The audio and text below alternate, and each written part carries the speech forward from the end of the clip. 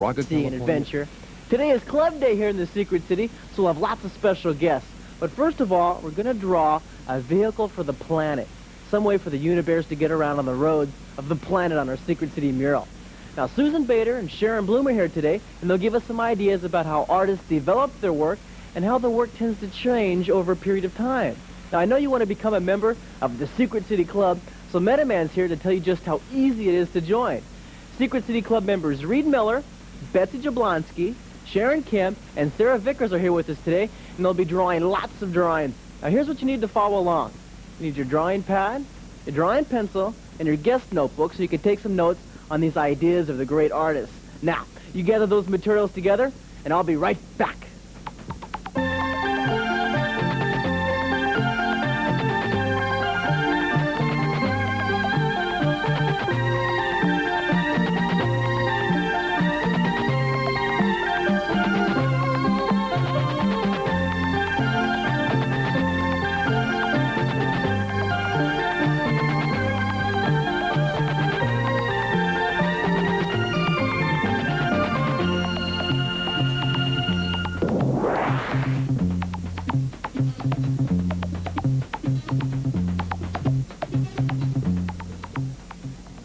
So you're energized, right? You're energetic, and you're ready to be king of that flat piece of paper and draw three-dimensional drawings.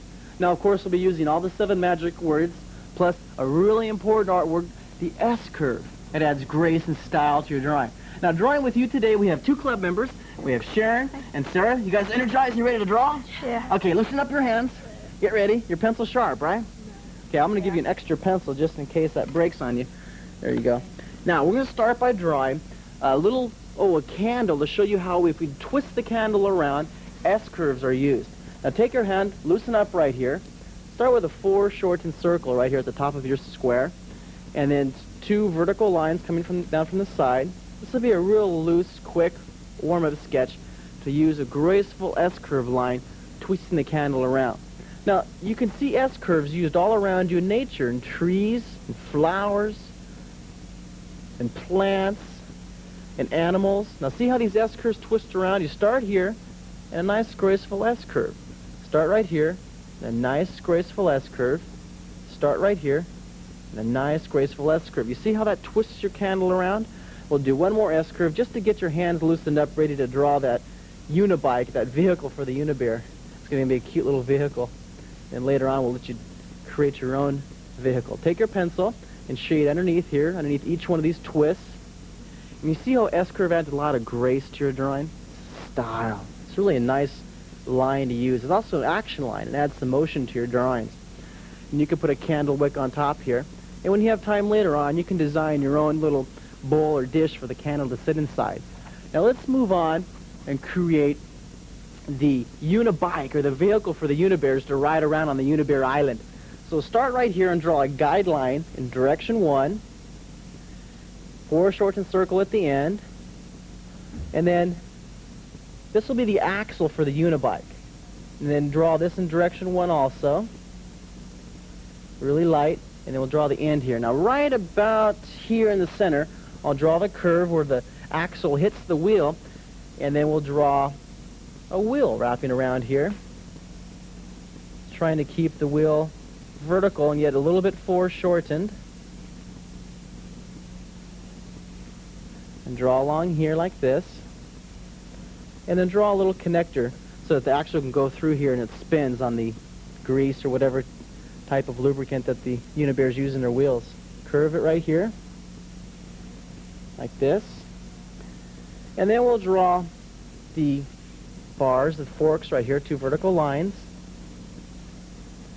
and then curve the line right there. Now let's take a moment and get to know a club member just a little bit better. Hi, my name is Cindy Kahn. I'm 15 years old, and I'm in the 10th grade at Railstown Senior High School. I've been taking art lessons for 8 years, and I have been drawing since I could hold a pencil. I intend to make art my career. My favorite medium is pastel, and I also like pencil and charcoal. This is one of my favorite drawings, and I hope you like it as much as I enjoyed drawing it. I like to draw because I like to see people's reaction to the finished product. It makes me proud when something I draw makes someone else happy. To me, drawing is like playing, and I draw every minute I have free time. Now this is a beautiful direction 1 line, and I like the way you take it, that wheel, still vertical, but it's foreshortened. Let me see what we're talking about. This nice guideline right here, direction 1 for the top of the wheel, and direction 1 right here. And see how the wheel, you keep the wheel still standing up on a vertical axis, see? But it's still a little bit foreshortened, so you can see the thickness. It's a 3/4 view. It's nice. Now, what we're going to do right after we come back from the guesses, we're going to draw a seat up here, a foreshortened score, and a thickness on top, okay? Let me see how you're doing, Sarah. Okay. Boy, this pad is big. You have a nice direction 1 line right here.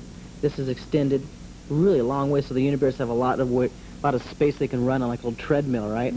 Okay, and good thickness, and we'll add shading in a little while. Now we have some special guests from the museum today, and they're doing some really interesting illusions to your eye. I'm Sharon Bloom. And I'm Susan Bader. Today we have club members Reed and Betsy with us. Great. We're going to look at a couple of works that you've brought from the Baltimore Museum. And before we take a look at these, I just wanted to ask you about looking at works of art. You know, somebody did a study a few years back that showed that people stand in front of works of art that they like for a certain length of time. How long do you think that is, Betsy?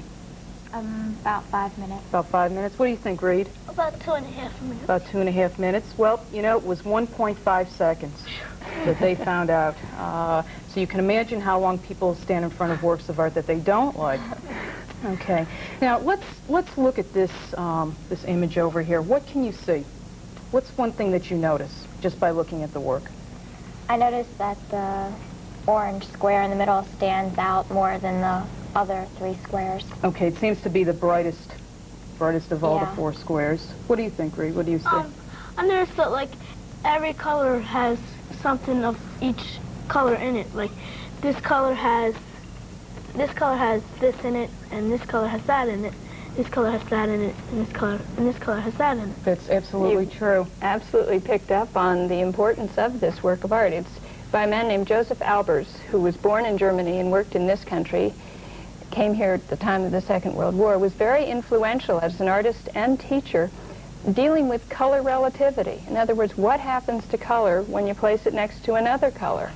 And both of you have pointed out some of those things. Betsy says the orange pops out at her, and Reed was saying how the colors change according to what's next to them. Okay. Do you think that, which square seems to be in front? Do you think? I think the one on the outside. The bluish one? Okay, what do you think, Betsy? I think the orange one. You think the orange one? Well, you're really both right, depending on how you take a look at it. Okay, and that's really what this man was after, was getting people to really look at his works. For more than 1.5 seconds. That's right, and you can, as you can see, it really starts playing some tricks on you. And really all artists' works do that. In particular, these do, a little more than others, I think. One of the things I think that's interesting, too, is that each of those colors is distinct, that they really aren't translucent. You know, that there's a strip of the orange, and then there's the gray-blue orange, and then the gray. Okay. Now, do you think you guys would be interested in doing some optical illusions on your own? Sure. Okay, I think what we would like to have you do is choose a geometric shape, either a circle, triangle, or a square, and try and create your own optical illusion. Okay. Okay. See what they have. Now let's finish that unibike. Now it's almost like a unicycle, but it's called a unibike because of the Unibear will ride it around on the Unibear Island. Now I have my axle, I have my one wheel right here, I have the 2 vertical forks coming down. Now let's put a connector from the fork to the axle, draw a curve right here, a contour line wrapping around, and then we'll draw a thickness around the contour line, and then we'll curve this fork down right into the axle. We'll add some shading to the left side. We'll add some shading over here on the left side. Are you keeping up with me all right? Well, make sure that you have your pencil sharp, your hands are loosened up, and you can just blast across this paper with me, and you're conquering it with all those magic words, plus those art words that we're learning. Shade the left side of your wheel. This is could be a wooden wheel or a stone wheel or a plastic wheel. Depends on what kind of material you want to draw with. Right here, in direction 1, a guideline for the seat in direction 1. we're going to curve this fork up like this and curve it down. I'm leaving a spot here because that's where my seat will connect. Then we'll draw a foreshortened square. Now see, I'm keeping my pencil here in direction 1. That's the same line as the direction 1 on my seat, direction 1, direction 7, and then draw your foreshortened square up there. Make sure it lines up. Then shade the left side. And then we'll taper down a little connector right here that connects the seat to the fork that comes down. And see, the Unibear sits here and his legs come down. He runs on these little dowels or the axle. He doesn't have a pedal. He just runs right here on the little wooden dowel. Kind of an interesting way to get around, huh? Or you can just sit here and glide, too. Glide down the hill, since the Unibear Island has lots of steep roads on it. The left side right over here, nice and dark, and it blends. You can use your finger, or you can use a paper stump, or you can use a roll of paper tightened up into a little wad. You can take your paper or your Kleenex or whatever you use and blend that around. I just use my finger like this. Sir, what do you use? Do you use the paper stump? Yes. Let me see how you're doing right here.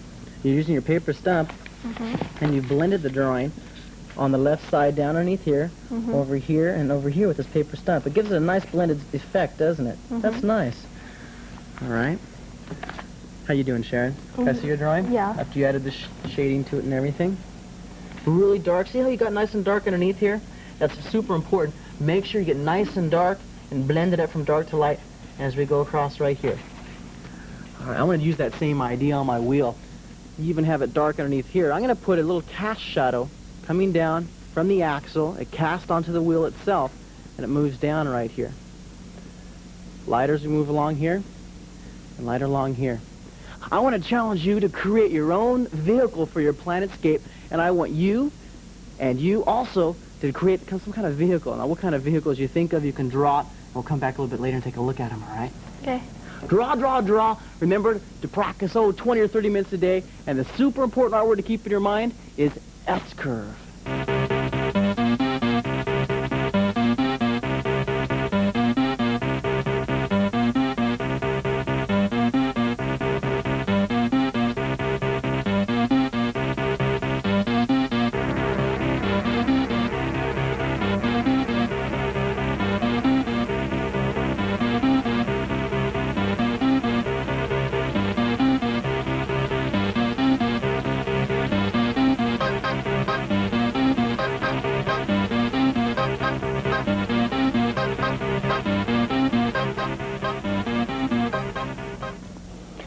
I used to be very shy about my drawing. Every time I would draw a building, people thought that I had drawn a paper bag with holes in it. And when I would try to draw a helicopter, people thought that I had drawn a banana with a toothpick stuck on top. It was discouraging. But since I have been watching Commander Mark draw, I have improved tremendously. By the way, have you joined the Secret City Drawing Club? If you haven't, you should. All you need to do is send a drawing to the commander, and you automatically become a member of the Secret City Club. This week's drawing is of a vehicle for the planet. Here's Sharon Kim's drawing. It's really very, very lovely. Send your drawing to Secret City Club, Post Office Box 444, Moraga, California, 94556. Okay, have you guys finished your drawings? Yes. Let's see what you've got here. Okay, great, Reed. What have you done in this drawing? What I did was take a half of a room. See, this green would be one wall, and this blue would be the floor. And I made the yellow triangle at the back of the room, or it could be the front of the room. It sort of reverses. Right. Wow. Depending on how you look at it. Kind of always. Is this the back wall? No, that's the side wall. That's the back wall. Oh, I see. or the Okay. front wall. So we're only seeing a portion of the room. It really Hard from works. this angle. It really works very well, Reed. And the colors, too, the yellow, blue, and green work together so that your eye slips back and forth. Great. Budding Albers here. What have you got for us, Betsy? Well, I've drawn sort of a hidden cube. The red portions represent the top and the bottom of the cube, and the orange is the sides. Oh, I see. It's transparent. Oh, now I see. I see. Like, these So- would be the back wall. Yeah, there would be, say, it could be, from my perspective anyway, a front wall. Right. And then this is the other? Yeah. I see. That's terrific. Great. I mean, it shows how you can really use a few simple shapes to really create something very interesting. Just 6 triangles. Just 6 Yeah, and just triangles. a pattern of lines on a flat surface makes the illusion of a 3-dimensional space. Great. We all know that there's room there. Artists have to do those kinds of things all the time, don't they? do. You're all the artists. Actually, yours, both of them really, are very much like this next piece by the same artist, Joseph Albers. What do you see that's going on in this piece? They're both the same. They're both the same. But they're different.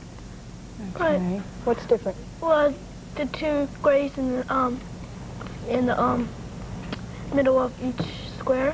Hello. Right. Hello, how are you? Hi, club members. How are And then you? man. Oh, this is really very interesting to me. You know, I have been watching everything you've been doing, and it occurred to me that an artist is very much like a scientist, because he has to be careful of where he puts things and how he puts colors next to one another. And at the same time, an artist is like a magician. He's always tricking us. That's You right. certainly describe Joseph Albers that way. You know, the science thing is an interesting thing to think about with a work of art like this, because by changing, as Reed pointed out, by changing the colors in the same thing, he's made it entirely different. And whereas this cube, you see that cube with those darker gray ends, might be there in this piece below it, on this side, I think this top gray strip looks as if Right. it's on top. Looks like it's going The right whole thing over it. keeps flipping back and forth. Okay. Now, Reed, you were talking about the gray inside Yeah, here. they're both different. They're both different. What do you think, Betsy? Yeah, they look different. I think Different Betsy's shades. got it. They look different. They look different, Just as Metaman says, it's a trick. but they are actually the same gray. They're- This gray this is exactly much the lighter, same. isn't it? No, that's, No, that's it looks that way. And they're the same. They're the same. Why do you think it looks that way? because this is a darker color and this is a lighter, and that makes this gray look darker. It makes it stand out more. Right. And whereas compared with the very, very pure black, Right. it recedes very differently. Right. That's And you know how, black. you remember those tests where big lines and small lines? Same This is thing. really interesting. You know, I do understand about illusions. It always amazes me. They always trick my eye. That's right. That's why they're called illusions. Would you guys like to try one more drawing of an illusion? Sure. Okay. Surprise us. Great. Okay. I have some drawings of what club members have created of the creatures for the underplanet. Some really nice drawings. Let's take a look at the first one. This is by club member Betsy. She has a really interesting creature underground. You see the stalagmites and the stalactites. And she used a nice scribble technique to add a tone to the background. You can do that sometimes to your drawings also. You don't have to worry too much about, being neat about it. See how she was very loose and sketchy, and it gave it a really nice touch to it, nice flavor. Let's look at the next creature of the underplanet. Look what Sarah Vickers did with color. Isn't that nice? She used a nice S-curve for the tail of the mermaid. You see that graceful line? It adds a nice touch to your drawing, doesn't it? These art words really are a little icing to your drawing cake, huh? See the color, the flowers, the shadows, the sun, and the background? Beautiful technique. I like that nice style. Now, I want to see what the club members have created. I gave them the challenge to design some kind of vehicle for the planetscape. Now, Sharon, tell me about your vehicle right here. Well, this vehicle is called the Chapeau Coupe, and it's in the shape of a hat. And there's the Secret Citizen, and it's The very secret, what was that? Secret Citizen. It's almost like a club member, huh? Secret citizen inside your, now I can't even pronounce that name. What's the name of it again? A Chapeau Coupe. Chapeau Coupe. I love your S-curve you use through here, and you're using a little bit of a rough, sketchy technique for the background. That's really nice. Now, I'll tell you a little bit about the wheels in a second. Let me talk to Sarah about her drawing. Can you tell us about your drawing here, Sarah? Yeah, well, I was thinking that the guys needed a little transportation system, so this These are the little creatures right here, yeah, huh? dirt flea. Dirt fleas? That's unique. Yeah. Okay, you made a vehicle for your dirt fleas now. Mm-hmm. Where's the vehicle? Well, this is a boot stop, and this is the boot. And the dirt fleas climb on, Mm-hmm. and there's a guardrail right here, and they walk along, and they find their seat, and they strap themselves in with a seatbelt. Dirt fleas wear seatbelts too, huh? They have to. That's the law, right? Yeah. That's good. Now, I see you have some background back here. You have the fence. You made a really nice scene, and so the fleas right around on the boot, that's your vehicle. What a unique idea. That's really creative. Okay. Now, if you look over here at the easel, I want you to both to follow along with me. I want to give you a little tip for the feet of your dirt fleas, Sarah, and for the wheels of your vehicle. What was the name of your vehicle? Chapeau coupe. Chapeau coupe. Now, let's start with your vehicle, Sharon. The chapeau coupe, we'll just draw the base of it, direction 1, direction 7, and direction 1, and extended foreshortened rectangle, right? Middle line's longer. And remember, when you're drawing those wheels, see, I took your chapeau coupe, you had a horizontal or a straight across view, made it a little more interesting. I took it and I turned it into a 3/4 view.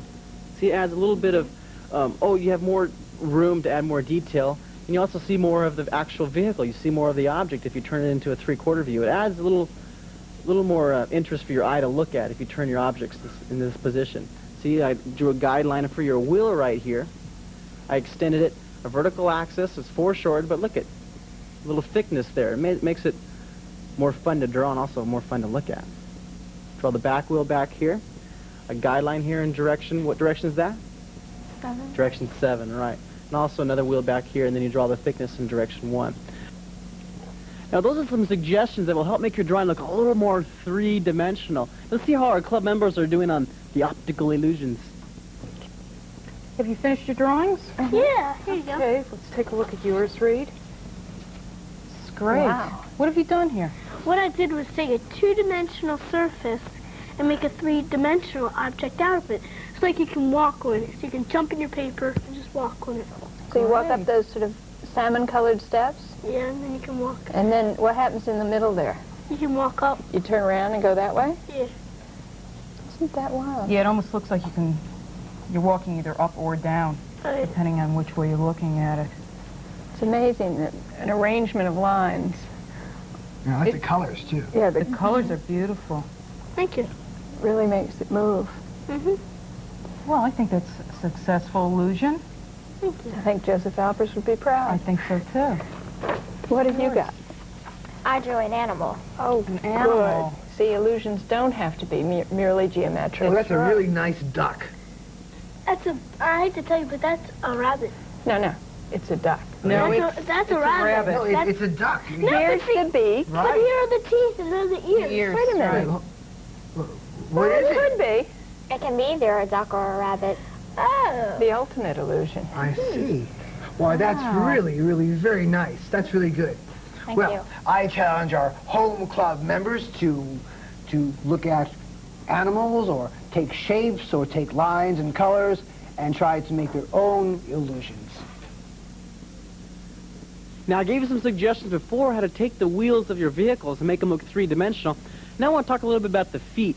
Now, Sarah had a drawing right here. Now, take a look at her little sand fleas. Or what are these called, Sarah? Dirt fleas. Dirt fleas. So these are little dirt fleas with the ears. These are cute little characters. And this foot right here goes straight across the paper, and this slants down a little bit. I wanted to suggest making this foot slant down just a bit more. See, you turn it to a 3/4 view, and the same with this side of the foot, and maybe taper the legs down just a bit. That's a really interesting idea. And you take it and you go in direction 1, direction 7, direction 1, direction 7. Makes the feet sit a little more firmly on the paper. Now let me see your second drawing. Take a look at this, Sharon. This is her second vehicle. Tell us about your drawing. Well, this is a planetscape, and this is the skyline of a city. And there are 2 roads leading from the city, and on it are different vehicles. The beautiful S-curves through here. See how graceful that is? It adds a lot of style and really nice lines moving through your picture. Nice S-curve here, too. Now, what is this area over here? Well, these are just different mountains that are on the planetscape. A very dark drawing. It takes a lot of courage to take your pencil and push that hard. Excellent drawing. Okay, keep drawing. Good job. Can I take a look at your second vehicle? Sure. Let me see what you have here. This is really cute, your boot. That's an interesting idea. Now, tell me about your drawing right here. Well, these are pods, flying pods.